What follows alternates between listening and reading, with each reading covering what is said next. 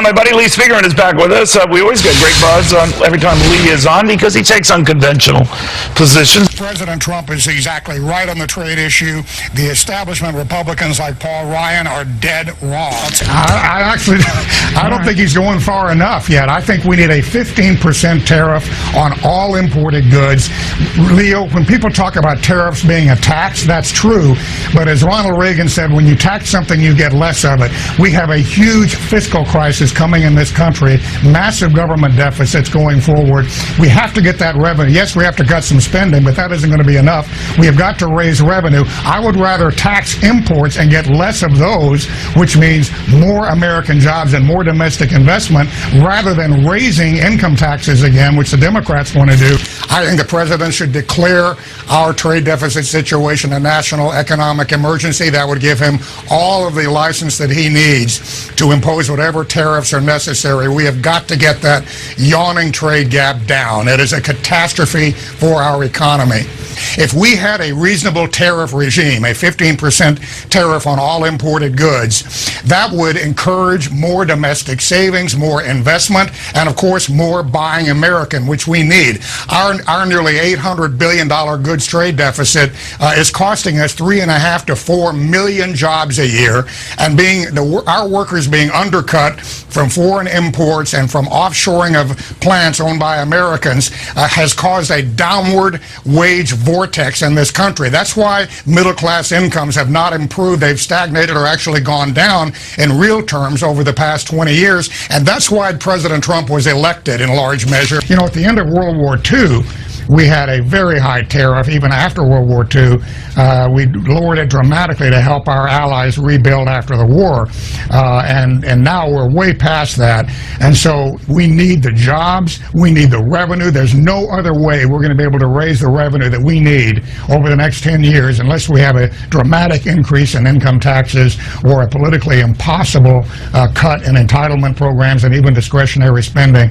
This is crucial for the revenue, and a 15% tariff by historic standards is very little, but it would yield $3 trillion in revenue for our government. That's enough to make all of the middle income tax cuts in the Trump tax relief that was just passed permanent, so they don't expire. Okay. It's enough to fund a repeal and replace of Obamacare. It's enough to seed an infrastructure bank and to keep us from having $1 trillion deficits. Right now, Neil, our country is borrowing or selling valuable American assets to the tune of $500 billion a year just to offset our trade deficit. We have these establishment economists and these clueless politicians who are waxing poetic about free trade, but you notice they never talk about that $800 billion deficit. They don't talk about the nearly 4 million well-paying American jobs that's costing us. If we can just knock $200 billion, 25% off of our goods trade deficit, that would add a full percentage point to our GDP.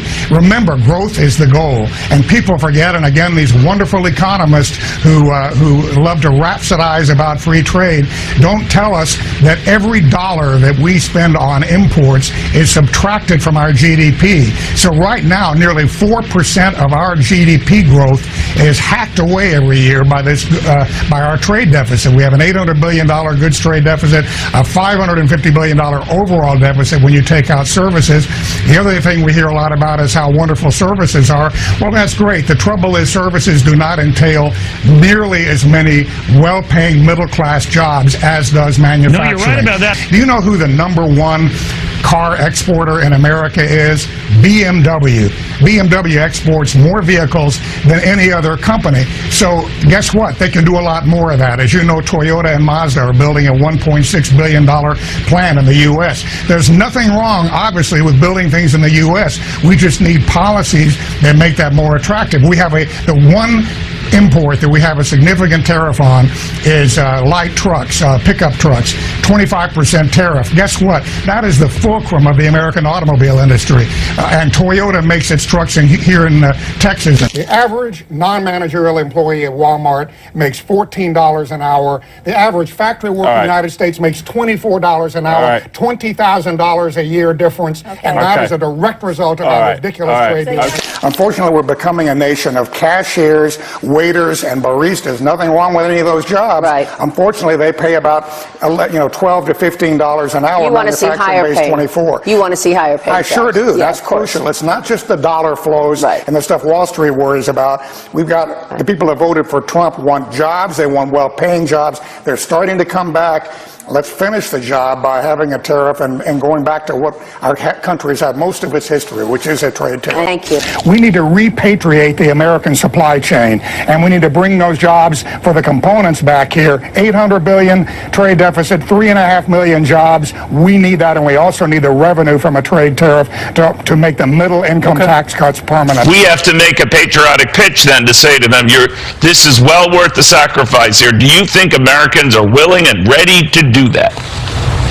I don't just think it, I know it. It's backed up by polling. A leading Republican pollster, Terrence, saying you're going to go on a diet and going on a diet is very different. You don't have to worry about these things. I cannot tell you the number of diets I've committed to do and not done. Telling the Americans, or Americans telling you that they are willing to absorb this punishment and then absorbing it are two different things, my friend. Well, let me tell you, first of all, the entire tariff will not be passed on to Americans because importers will compress margins and find other ways to cut costs. It's a brutally competitive world economy. That's number one. Number two, no one ever talks about the other side of the equation. We're going to have millions of Americans with either better paying jobs or better incomes because this importing and offshoring orgy that we've had over the past decades has imploded American middle class incomes. Obviously, when you can access workers overseas making $6 a day, that's going to hurt American workers. More companies can build here in the United States. They're already doing it, as you pointed out in the previous segment. They can do a lot more of it. There is no reason for large-scale manufacturing imports in this country, and we need a tariff to advance that process to make our economy stronger. That is a national security issue. That is the only way we're going to be able to afford funding our military and be able to stand up to foreign enemies. I love you to death, Lee. I love you to death. I love you to death, and especially when you use words like orgy when we're talking about trade. But be careful what you wish for. I'm telling you, be careful what you wish for because I wish for higher incomes and better American jobs. We'll see you, Mr. Schmatty Pants.